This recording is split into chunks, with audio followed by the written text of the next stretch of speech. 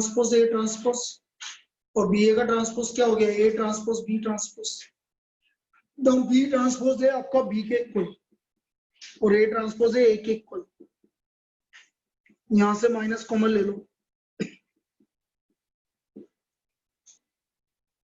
Minus common आ गया तो ए B minus B आ गया, और ये देखो पी के इक्वल आ गया माइनस बी। तो कौन सा मैट्रिक्स हुआ भाई, ए बी माइनस बी है। बोलो बेटा, ए बी माइनस बी कौन सा मैट्रिक्स हुआ, स्क्यू सिमेट्रिक सिमेट्रिक मैट्रिक्स हो गया। So therefore P equal to AB minus BA is a skew symmetric matrix, skew symmetric matrix. AB minus BA आपका स्क्यू सिमेट्रिक मैट्रिक्स होगा। अरे तुम में से 6 से 7 कौन कौन बिजी है? हैं? पर आज तो नहीं, पर बाकी दिन क्लास होती है। बाकी दिन क्लास होती है। खुशी बेटा, खुशी वही दिक्कत हो रही है। तो तुम्हारा ये कल से चेंज किया है खुशी? यस, तो कल से कर रहे हैं क्योंकि हरीश सर ने ज्वाइन कर लिया, तो अब हमें इको वो पढ़ाएंगे। हाँ वो तो पता लग गया मुझे, हरीश सर ने ज्वाइन कर लिया, वो तो पता है। तुम्हें कब बताया जो हरीश सर ने ज्वाइन कर लिया?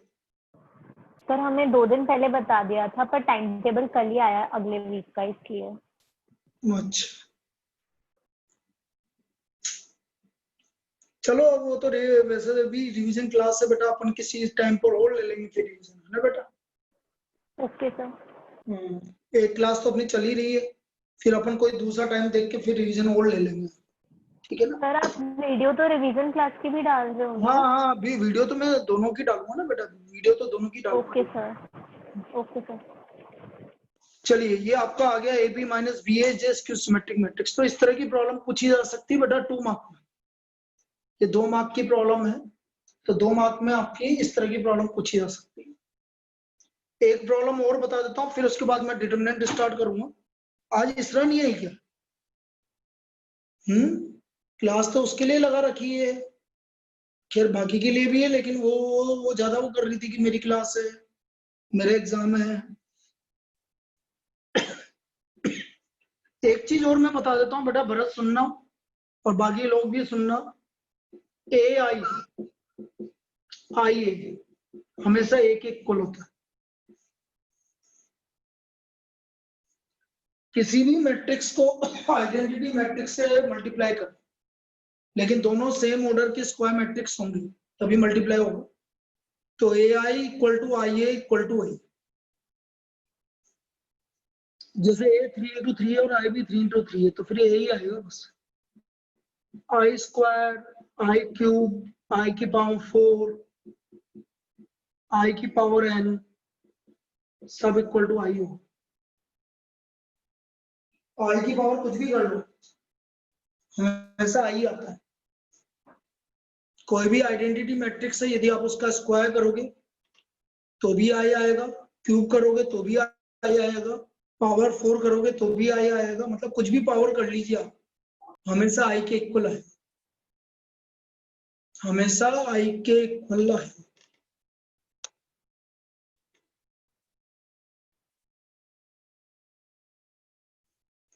अब जैसे मैं एक प्रॉब्लम ले रहा हूँ, फिर उसके बाद चालू करते हैं। If A is a square matrix, if A is a square matrix such that A square equal to A, then I plus A का होल क्यूब -7 है, इसका वैल्यू किसके इक्वल होगा, ये आपसे पूछा है। ए स्क्वायर का वैल्यू ए के इक्वल है। अब देखो मैं इसका क्यूब कर देता हूँ, आई cube plus A cube plus 3i square है प्लस 3i स्क्वायर। हम इसको डायरेक्ट ओपन कर सकते हैं क्योंकि आई साथ में, इसलिए। तो a प्लस बी का होल क्यूब लगा दिया बेटा। क्या होता है a प्लस बी का होल क्यूब, सबको पता है, a cube plus B cube. मैं इधर लिख देता हूँ a प्लस बी का होल क्यूब, किसी को नहीं पता हो तो a प्लस बी का whole cube equal to A cube plus B cube plus 3a square B और प्लस 3ab स्क्वायर। तो I cube plus A cube plus 3i square square है 3i स्क्वायर। बेटा आई क्यूब मैंने अभी क्या बोला, आई के इक्वल होता है। ए क्यूब को मैं लिख दूंगा ए स्क्वायर इंटू ए। बेटा ये आई स्क्वायर का कोई मतलब नहीं क्योंकि मैट्रिक्स है ना, तो आई स्क्वायर मतलब आई, ये ए ही हो गया। और ये भी ए स्क्वायर किसके इक्वल है, ए के इक्वल है। ये समझ में आया क्या भरत? Yes, ये sir. समझ में आया बेटा? आई स्क्वायर आई हो गया और आई को ए से करेंगे तो Yes, sir. ए ही आएगा। तो ये 3a Yes, हो गया, sir. ये भी 3a हो गया क्योंकि ए स्क्वायर ए के इक्वल है। ए स्क्वायर फिर ए के इक्वल है, तो ए इंटू ए स्क्वायर हो गया। ये तो 6a हो गया, ए स्क्वायर हो गया। ये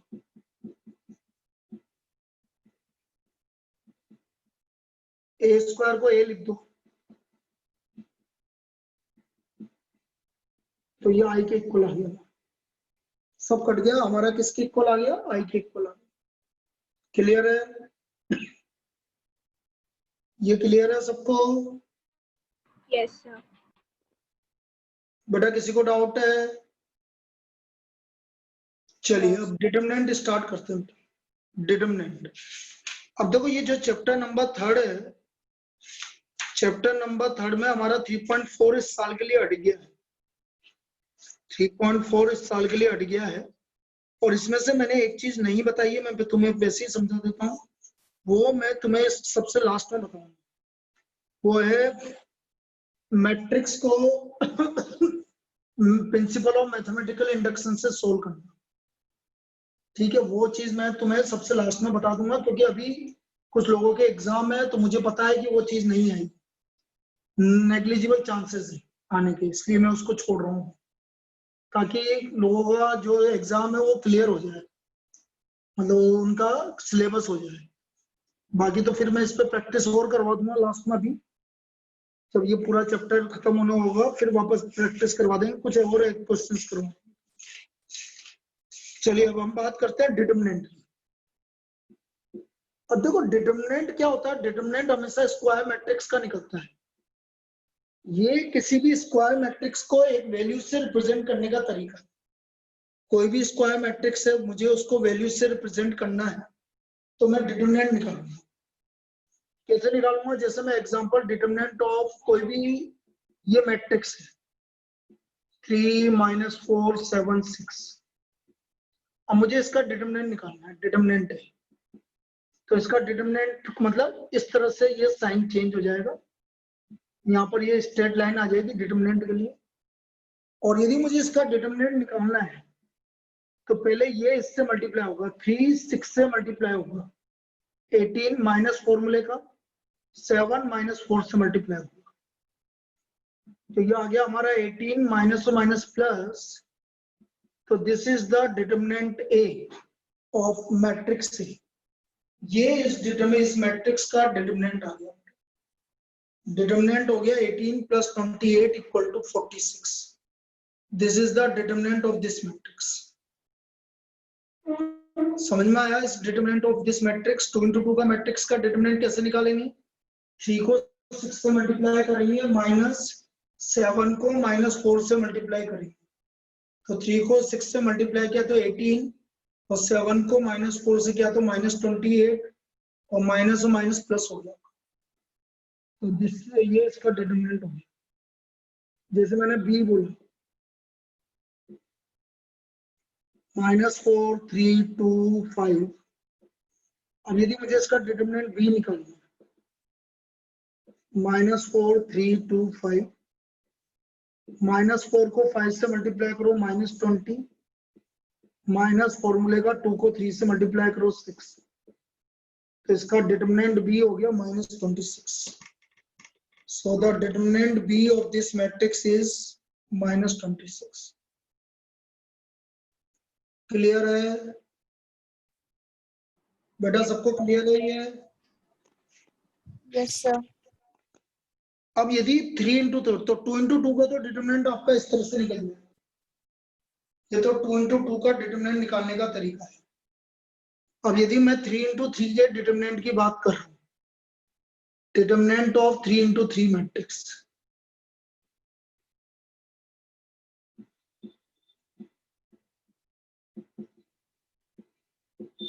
of 3 into 3 matrix,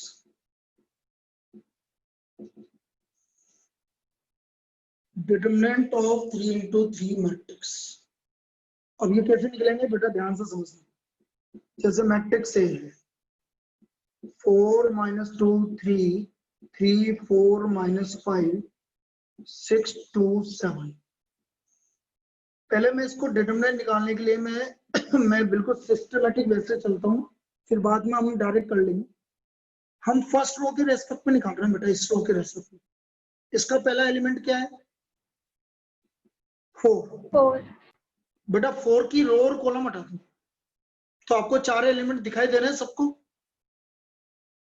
4 की रो हटा दी मैंने, कॉलम हटा दी, तो आपको 4 एलिमेंट दिखाई दे रहे हैं। Yes sir.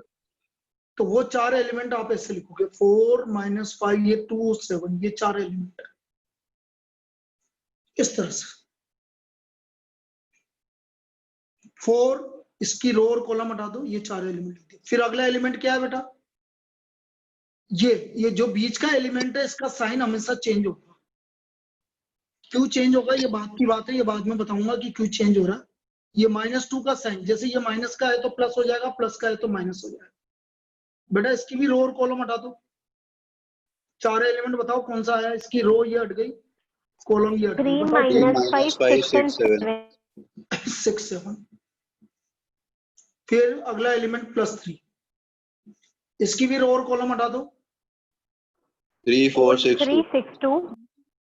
3 4 6 2, ये इसका डिटरमिनेंट आ गया। अब इसको सोल्व करके हमारा जो भी वैल्यू आएगी वो इसका डिटरमिनेंट वैल्यू होगी। तो ये आ गया देखो 4 28, ये -10 है तो +10 हो जाएगा क्योंकि माइनस फॉर्मूले का है। +2 21, ये -30 आ रहा है लेकिन +30 हो जाएगा क्योंकि माइनस फॉर्मूले का है। +3 6, ये 24 है तो -24 हो गया। तो ये आ गया हमारा 4 multiplied by 38 +2 multiplied by 51 और +3 multiplied by -18। 4 multiplied by 38 बताओ कितना हो रहा है?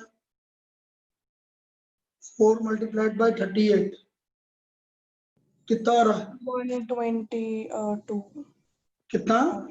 122 122 152 शायद नहीं 152, ठीक है।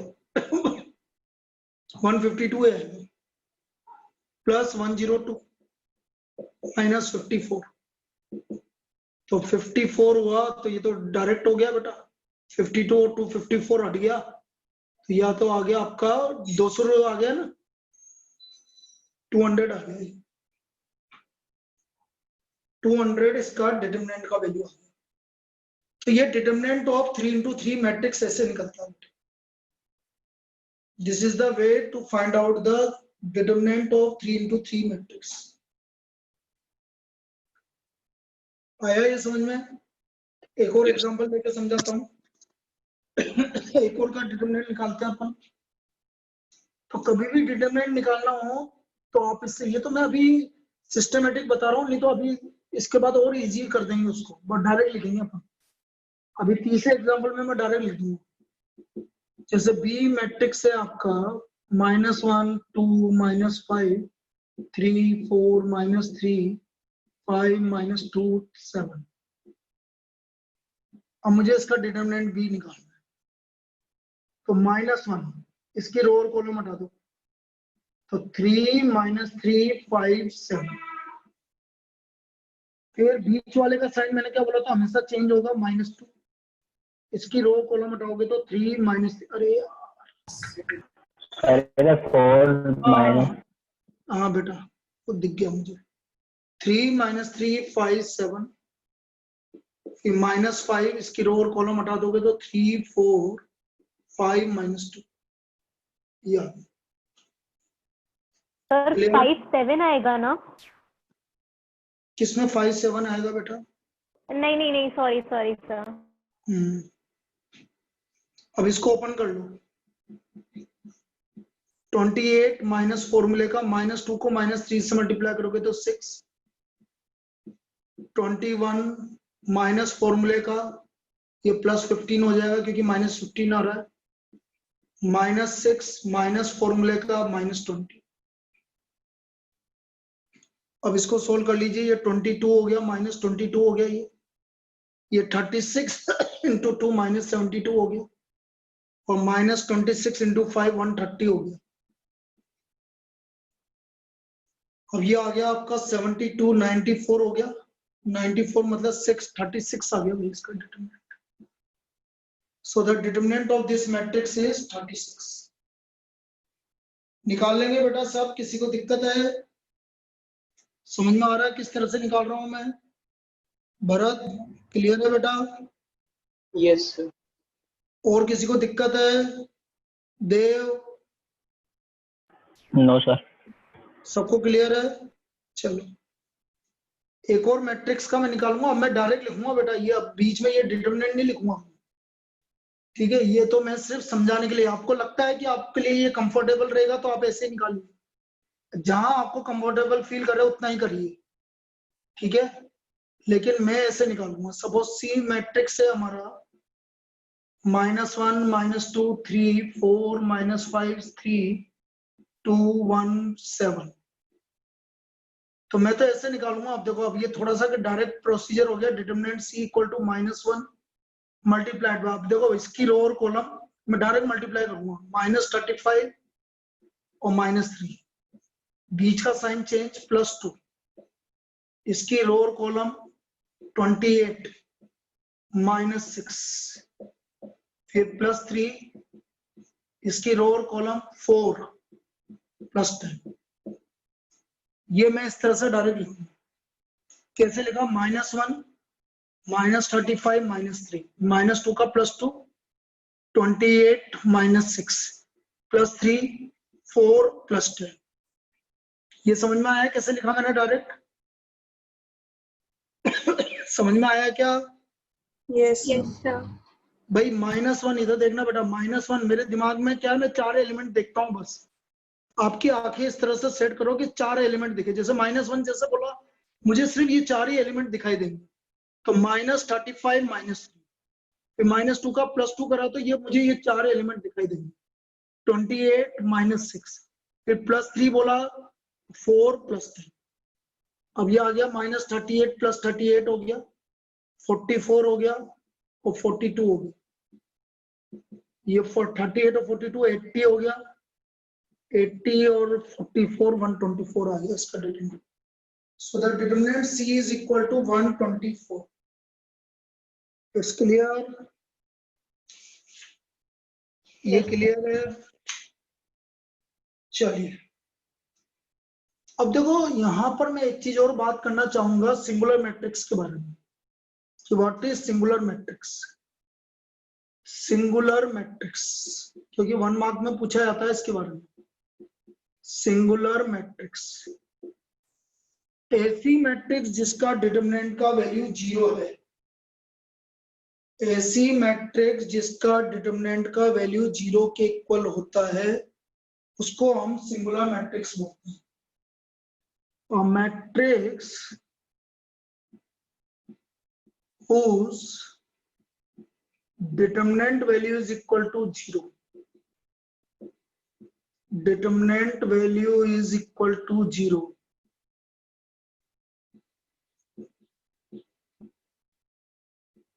is called singular matrix. Is called singular matrix. ऐसी मैट्रिक्स जिसका डिटरमिनेंट का वैल्यू 0 के इक्वल होता है, उसको हम सिंगुलर मैट्रिक्स बोलते हैं। अब इस पे क्वेश्चन किस तरह का आता है वो समझिए। Find the value of x for which the matrix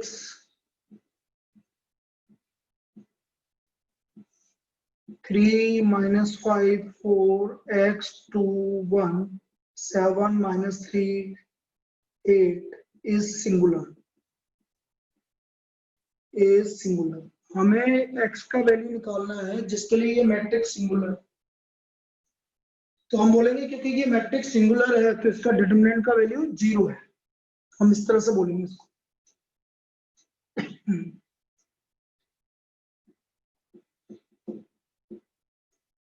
A equal to 3 minus 5 4 x 2 1 7 minus 3 8 is singular. Therefore, determinant A equal to 0. अब इसका डिटरमिनेंट A 0 है तो मैं देखो डायरेक्ट करूंगा बेटा, ये तुम ध्यान से देखना। 3 के मल्टीपल में 16 प्लस 3, बीच वाले का साइन चेंज, 8x माइनस 7, फिर plus 4 minus 3x minus 14 equal to minus 3x minus 14 equal to 0। क्या ये समझ में आया? Yes sir. अब इसको देखो, 19 into 3 57, 40x minus 35 minus 12x minus 56 equal to 0। तो ये आ गया 28x और ये हो गया 1 माइनस 34। तो 28x इक्वल टू 34, तो x equal to 34 by 28 2 14 17 by 14। ये हमें x का वैल्यू मिलेगा 17 upon 14। So the value of x is 17 upon 14। ये हमारा को x का वैल्यू मिलेगा। क्लियर? Yes sir. मतलब इस वैल्यू के लिए ये मैट्रिक्स सिंगुलर है। तो ये एक 1 मार्क की प्रॉब्लम इस तरह की आ सकती है कि सिंगुलर मैट्रिक्स क्या होगा। आपको पता होना चाहिए सिंगुलर मैट्रिक्स के लिए डिटरमिनेंट ए वैल्यू 0 होनी चाहिए। और किस किस तरह की 1 मार्क की प्रॉब्लम आएगी वो समझिए। जो आपकी पहली वाली एक्सरसाइज है इसकी 4.1 में सब इसी तरह की प्रॉब्लम है 1 मार्क वाली, प्रॉपर्टीज ऑफ डिटरमिनेंट से पहले। 4.1 में जैसे पहली प्रॉब्लम है कि आपको x की वैल्यू निकालनी है, find the value of x। हाँ बेटा, सर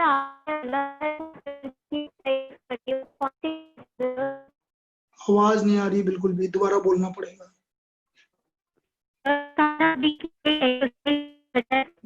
अरे बेटा तेरा माइक दिक्कत कर रहा है बेटा, कुछ भी नहीं समझ में आ रहा।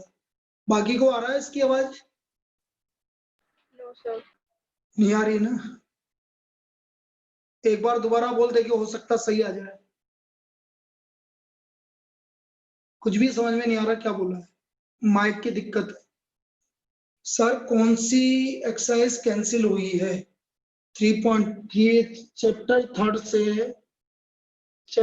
थर्ड से 3.4 कैंसिल हुई है।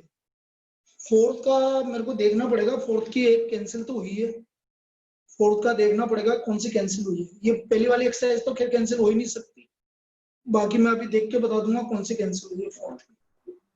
लेकिन वो पढ़नी पड़ेगी यार फोर्थ की मुझे लगता है वो लास्ट वाली कैंसिल हुई है। कंडीशन कौन सी? जब यूनिक सॉल्यूशन होंगे, इनफाइनाइट सॉल्यूशन, वो कैंसिल हुई है, बस वो कैंसिल हुई है। कंडीशन कैंसिल हुई है, बाकी और कुछ भी कैंसिल नहीं हुआ है मेरे को जितना याद है। अभी देख के बता दूं। हाँ, find the value of x for which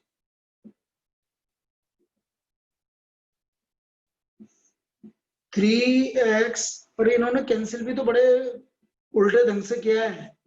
एक चीज कैंसिल कर दी, दूसरी रखी है, तो कोई मतलब वाली बात ही नहीं है। तो करना ही पड़ेगा आपको। वो तो सिर्फ दिखाने के लिए कैंसिल किया है कि हमने कुछ कैंसिल किया। अब बेटा यहाँ पर एक चीज समझ लेना, यहाँ पर वैल्यू कंपेयर नहीं होती है डिटरमिनेंट में। बेटा मैं दोबारा जो बोल रहा हूँ ध्यान से सुनना। स्टूडेंट क्या करता है, स्टूडेंट अच्छा x इक्वल टू 2 और x इक्वल टू 4, सर ये दो आंसर हो गए, गलत है ये। ऐसा डिटरमिनेंट में नहीं होता है, ये सिर्फ मैट्रिक्स में होता है जो अपन कर रहे हैं। ये डिटरमिनेंट है, डिटरमिनेंट मतलब वैल्यू, आपको इसको सोल्व करना ही पड़ेगा। करो solve. 3 minus x square equal to 3 minus 8। 3 से 3 कैंसिल हो गया, माइनस से माइनस कैंसिल हो गया, एक्स स्क्वायर इक्वल टू 8। तो x equal to plus minus root 8, और रूट 8 होता है 2 रूट 2। तो x का वैल्यू आ गया प्लस माइनस 2 रूट 2। हमें कभी भी कंपेयर नहीं करना है, हमें डायरेक्ट डिटरमिनेंट आएगा तो डिटरमिनेंट को सोल्व करना है। डिटरमिनेंट कभी भी कंपेयर नहीं होता है। तो x का वैल्यू आ गया plus minus 2 root 2। This is the value of x। ये आया समझ में? ये वाला प्रॉब्लम समझ में आया सबको? Yes sir. जैसे एक और ले लेते हैं। तो आपको कंपेयर नहीं करना है डिटरमिनेंट में, डिटरमिनेंट में हमें सोल्व करना है। जैसे मैंने बोला आपको सोल्व करना है determinant 2 3 4 5 equal to determinant x3 2x5। तो आपको कभी भी कंपेयर नहीं करना है, ऐसे नहीं कि x इक्वल टू 2 बाद में आ जाए x इक्वल टू 2, हमें कोई दिक्कत नहीं, लेकिन आपको तो अभी सोल्व करना है। 10 minus 12 5x minus 6x, so minus 2 minus 6। अब बोलोगे x इक्वल टू 2 ही तो आ रहा है सर, अब वो आने दो, लेकिन ऐसा नहीं कि कंपेयर करना है। तो यहां से x इक्वल टू 2 आपको सोल्व करके ही इसको लिखना पड़ेगा, x equal to. So the value of x is equal to 2। Clear? Yes, sir. और देखिए और किस तरह की प्रॉब्लम आएगी। जैसे मैंने आपसे बोला a इक्वल टू, प्रूव करने के लिए आ सकती है, तो उसमें कोई दिक्कत वाली बात नहीं। ये प्रॉपर्टी हम प्रॉपर्टीज ऑफ डिटरमिनेंट में बताएंगे अभी।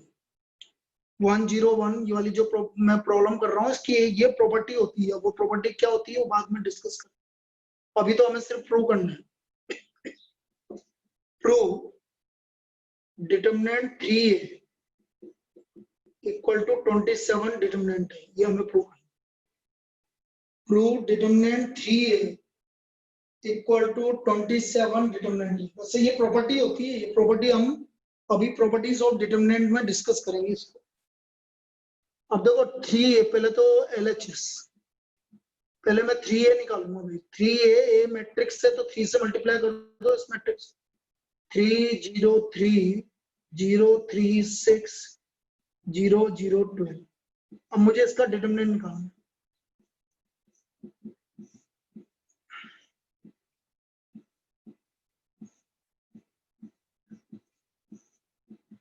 थ्री रो और कॉलम हटा दो, 36 0 मतलब ही नहीं, जीरो के तो कुछ भी लिखो, 0 प्लस 3, इसके रो और कॉलम हटाएगा तो 0।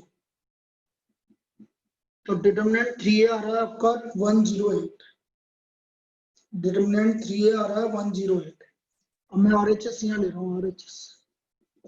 पहले मैं डिटरमिनेंट a निकाल रहा हूँ।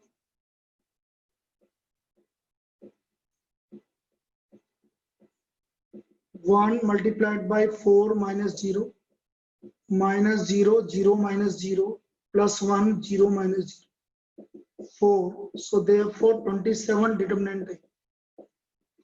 ठीक है, तो इसमें कोई दिक्कत वाली बात नहीं है, ये दोनों सेम आ गया। इस तरह से हम इस प्रॉब्लम को सोल्व करेंगे। तो ये तो प्रूव करने वाला है। तो कुल मिला के बात ये है, एक्सरसाइज 4.1 अब आप कर सकते हैं, उसमें कुछ भी नहीं है। 4.1 आप कर सकते हैं, उसमें इसी तरह की प्रॉब्लम्स है जो आपको सोल्व करनी है। चलिए, क्लियर है? Yes, sir. हाँ, तो 4.1 आप कर लेना। अब मैं प्रॉपर्टीज ऑफ डिटरमिनेंट चालू कर रहा हूँ। प्रॉपर्टीज ऑफ डिटरमिनेंट हम इसको स्टार्ट कर रहे हैं। Properties of determinant,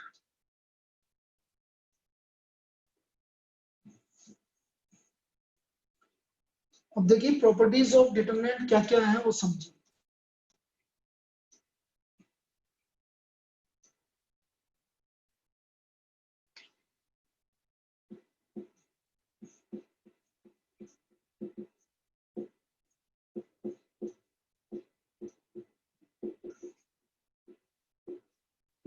properties of determinant. पहली प्रॉपर्टी, ध्यान से समझना, ये प्रॉपर्टीज सारी इंपॉर्टेंट है। फर्स्ट प्रॉपर्टी है, तो हमारी फर्स्ट प्रॉपर्टी, यदि हम रो और कॉलम को इंटरचेंज कर दें, यदि हम रो और कॉलम को इंटरचेंज कर दें तो डिटरमिनेंट की वैल्यू पर कोई फर्क नहीं पड़ेगा। If the elements of row or column are interchanged, then उसकी वैल्यू पर कोई फर्क नहीं पड़ेगा। ये हमारी फर्स्ट प्रॉपर्टी है। If elements of row and column, if elements of row and column of determinant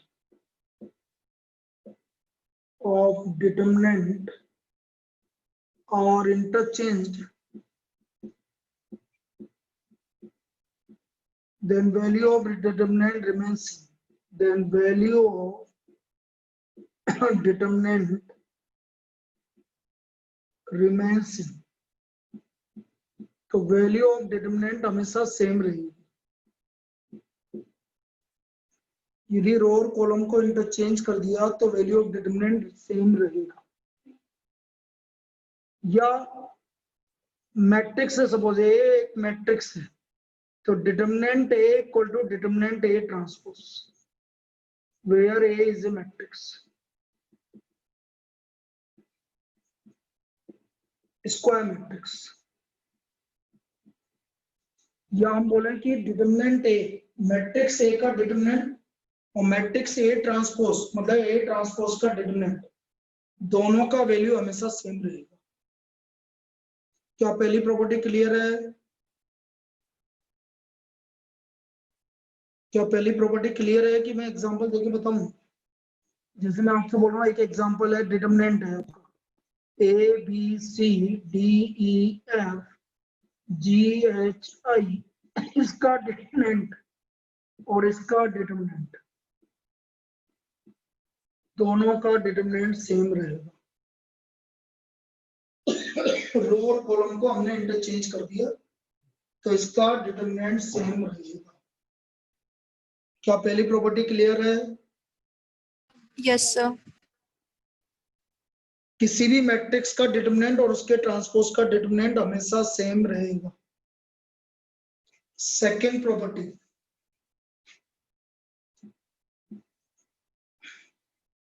if each element of a row,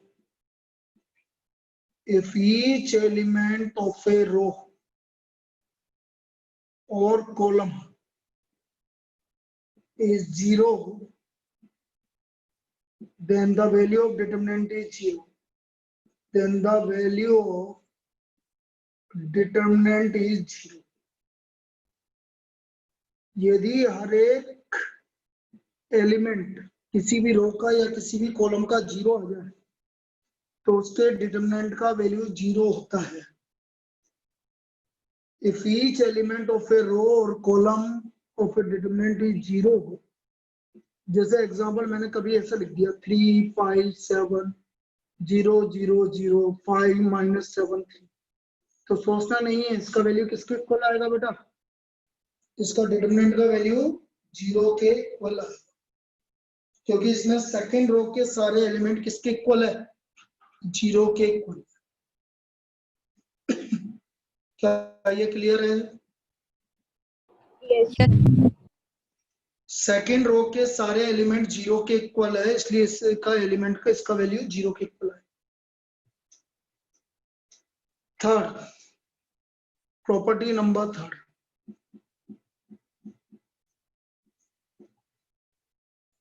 if any two row or column of a determinant is identical,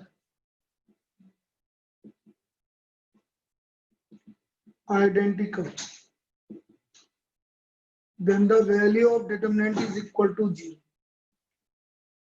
Then the value of determinant is equal to 0.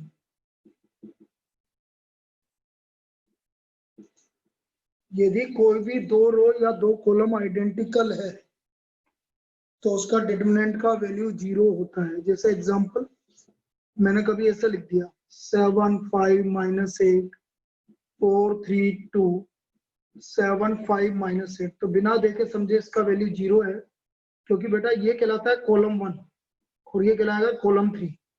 तो आप लिखोगे C1 and C3 are identical, C1 and C3 are identical. Column 1 और column 3 identical है, इसलिए इसका determinant का value 0 के equal होगा। मेरी बात समझ में आई वाली? सर हम्म, ये जो प्रॉपर्टी 2 थी, इसमें अगर अपन कॉलम ले लें 0 तीनों, तब भी तो ये भी 0 ही 0 आएगा क्या? बिल्कुल 0 ही आएगा, या तो किसी रो में हो या किसी कॉलम में हो। जैसे यहाँ पर आ गया, एक और एग्जांपल ले लेते हैं 0 0 0 7 5 3 4 9 8 0। उससे कोई फर्क नहीं पड़ता, कोई भी एक रो या कोई भी एक कॉलम, तो भी इसका वैल्यू 0। क्लियर है?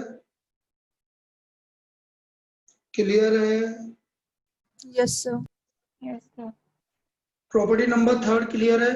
किसी भी एक रो या किसी भी एक कॉलम इसमें सेम वैल्यू आ जाए, आइडेंटिकल आ जाए। अब देखो यहाँ से कॉलम 1 और कॉलम 3 आइडेंटिकल है बेटा, कॉलम 1 और कॉलम 3 आइडेंटिकल है, इसलिए इसका वैल्यू किसके इक्वल होगा? 0 के इक्वल होगा, इसलिए इसका वैल्यू 0 के इक्वल होगा। अब इस पर चलो मैं एक प्रॉब्लम करके बताता हूँ। देखो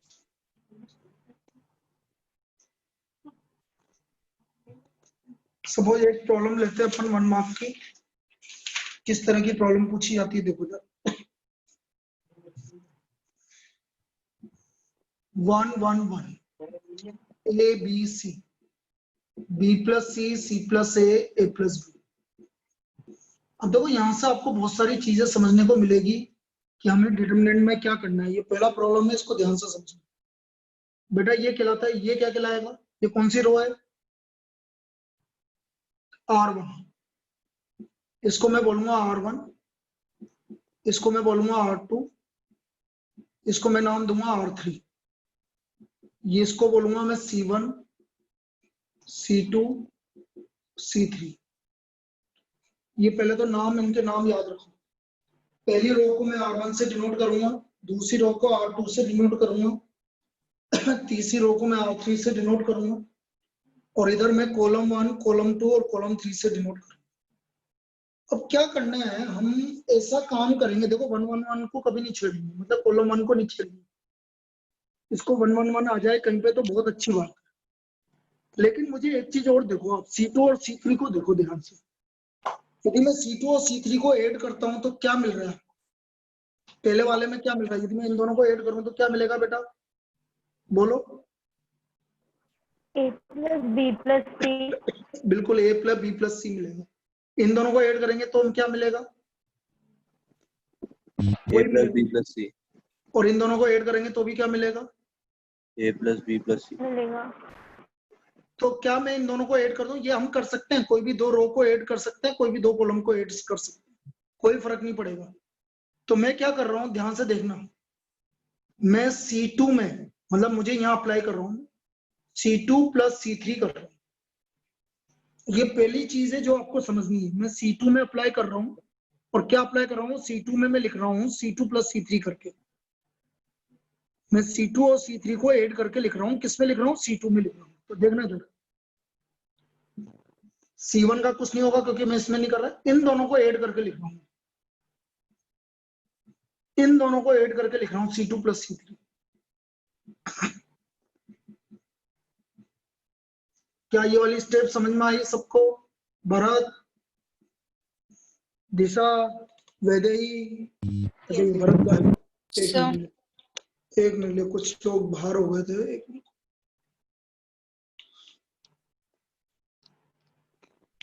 हाँ बेटा, तुम्हें बाकी को समझ में आ गया? बेटा तू आ गया?